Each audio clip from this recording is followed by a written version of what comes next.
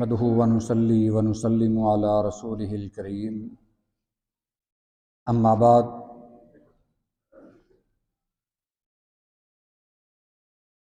سیدنا انس بن مالک رضی اللہ تعالی عنہ سے مروی ہے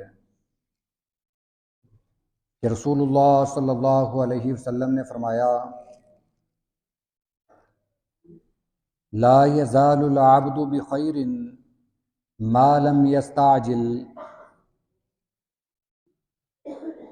بندہ اتنی دیر تک بھلائی میں رہتا ہے جب تک وہ جلدی نہیں کرتا۔ صحابہ کرام نے عرض کی اللہ کے رسول وَكَيْفَ يَسْتَعْجِلُ، وہ جلدی کیسے کرتا ہے، جلد بازی سے کیا مراد ہے؟ آپ نے فرمایا یقول قد دعوت ربی فلم یستجیب لی، میں اپنے رب سے مانگتا ہوں مگر میرا رب مجھے عطا نہیں فرماتا، میں دعا کرتا ہوں میرا رب میری دعا قبول نہیں کرتا۔ یہ مسند احمد کی حدیث مبارکہ ہے، اس کی سند صحیح لغیرہ ہی ہے۔ اس مفہوم کی ہم نے کل بھی حدیث مبارکہ پڑھی تھی۔ نبی کریم صلی اللہ علیہ وسلم نے فرمایا کہ جب تک انسان جلد بازی نہیں کرتا، وہ دعا کرتا ہے، جب تک اسے اپنی مطلوبہ چیز نہیں مل جاتی وہ اللہ کا در نہیں چھوڑتا، وہ مسلسل اپنے رب سے مانگتا رہتا ہے، مل جائے پھر وہ اپنے رب کا شکر ادا کرتا ہے۔ قرآن کریم میں بھی اس بات کا ذکر ہے، سورہ بنی اسرائیل میں اللہ تعالیٰ نے فرمایا وَيَدْعُ الْإِنسَانُ بِالشَّرِّ دُعَاءَهُ بِالْخَيْرِ، انسان وہ بلائی کی دعا کے ساتھ ساتھ برائی کی دعا کرنا بھی شروع کر دیتا ہے۔ وَكَانَ الْإِنسَانُ عَجُولًا، اور انسان یہ بڑا جلد باز ہے۔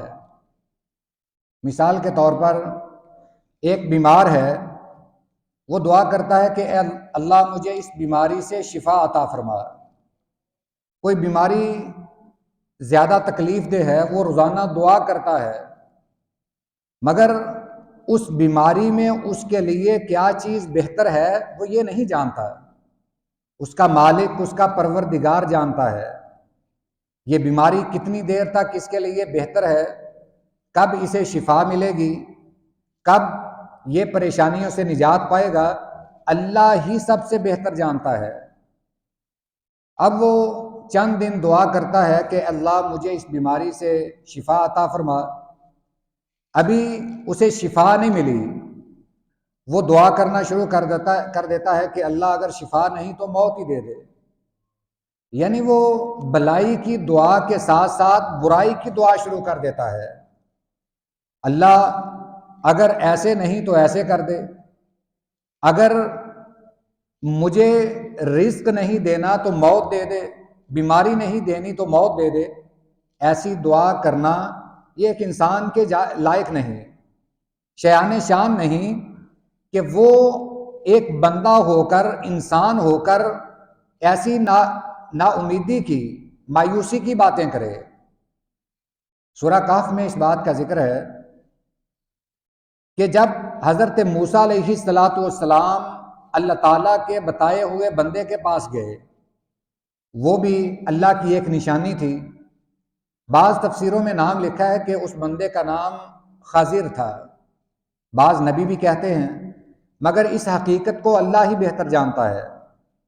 حضرت موسیٰ علیہ السلام ایک پیغمبر ہیں، جلیل القدر نبی ہیں، اولو العزم پیغمبر ہیں، رسول ہیں، مگر اللہ بتانا چاہتا ہے کہ عالم الغیب صرف اللہ کی ذات ہے۔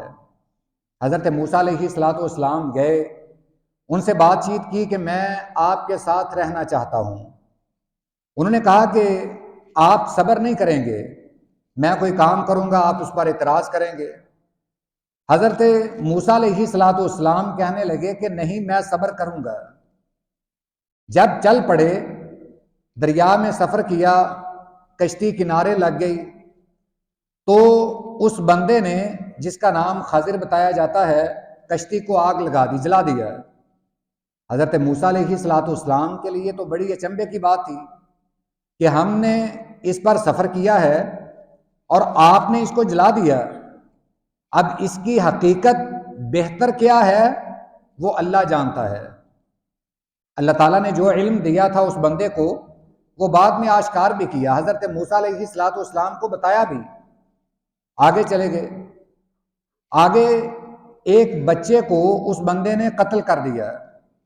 حضرت موسیٰ علیہ السلام کے لیے یہ بھی بڑی عجیب بات تھی۔ انہوں نے پھر پوچھ لیا، وہ کہنے لگے کہ میں نے تجھے پہلے ہی کہا تھا کہ تو میرے کاموں پر صبر نہیں کرے گا، تو پھر سوال کرتا ہے۔ حضرت موسیٰ علیہ السلام نے پھر معذرت کی اور کہا کہ اب نہیں پوچھتا۔ اب تیسری جگہ گئے، گاؤں والوں نے کھانا نہ دیا، وہاں ایک دیوار گرنے والی تھی، اس دیوار کو تعمیر کر دیا۔ حضرت موسیٰ علیہ السلام بڑے متعجب ہوئے کہ یہ کیسا ماجرا ہے، انہوں نے تو ہمیں کھانے تک کا نہیں پوچھا، ہمیں کھانا نہیں دیا، اور ہم ان کے لیے بھلائی کر رہے ہیں، نیکی کر رہے ہیں۔ جب اعتراض اٹھا تو اس بندے نے اس حقیقت سے پردہ اٹھایا، میں نے اس کشتی کو اس لیے جلایا ہے کہ وہ ایک مسکین بچے کی کشتی تھی، بادشاہ ظالم ہے، غاصب ہے، وہ کشتیوں پر قبضہ کر رہا ہے، لہٰذا میں نے جس کشتی پر قبضہ کرتا ہے، تفسیر میں یہ بھی آتا ہے کہ وہ اسے غلام بھی بنا لیتا ہے، لہٰذا میں نے اس کے ساتھ یہ نیکی کی ہے، اس کی کشتی نہ بادشاہ کے ملکیت میں جائے اور نہ وہ بچے غلام بنے، اور اسی طرح ایک بچے کو قتل کر دیا۔ حضرت موسیٰ علیہ السلام کو بتایا کہ اس کے والدین نیک ہیں، یہ بڑا ہو کر اپنے والدین کو قتل کر دیتا، اس لیے میں نے ابھی اسے قتل کر دیا ہے۔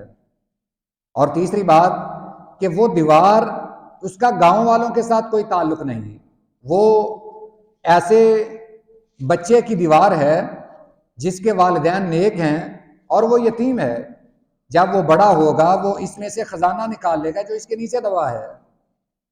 یہ اللہ کی حکمت ہے، اللہ ہی جانتا ہے۔ ایک آدمی کا بیٹا فوت ہو جائے، اب وہ تو یہی سمجھتا ہے کہ میرا بہت بڑا نقصان ہو گیا، اب اسے نہیں پتا کہ اس میں بھی کوئی حکمت ہے، اس میں بھی اس کے لیے کوئی بہتری ہو سکتی ہے۔ آج بہت سارے واقعات ایسے ہیں، والدین بعض اپنی اولاد سے اتنا تنگ ہیں، وہ یہ کہتے ہیں کہ اس سے بہتر تھا کہ یہ نہ ہوتی۔ یہ انسان اس حقیقت کو نہیں جانتا، یہ اللہ جانتا ہے کہ کب اس کے حق میں دعا قبول کرنی ہے، کب اسے کس چیز کی ضرورت ہے، یہ صرف اللہ رب العالمین کے علم میں ہے۔ ہمارا کام صرف اللہ سے مانگنا ہے، اللہ کے در پر جھکنا ہے، اتنی دیر تک جتنی دیر تک ہماری دعا قبول نہ ہو جائے ہم نے اللہ کا در نہیں چھوڑنا۔ یہ حدیث مبارکہ ہمیں یہی سکھاتی ہے۔ اللہ یہ سبق ہمیں پلے باندھنے کی توفیق عطا فرمائے۔ وآخر دعوانا ان الحمد للہ رب العالمین۔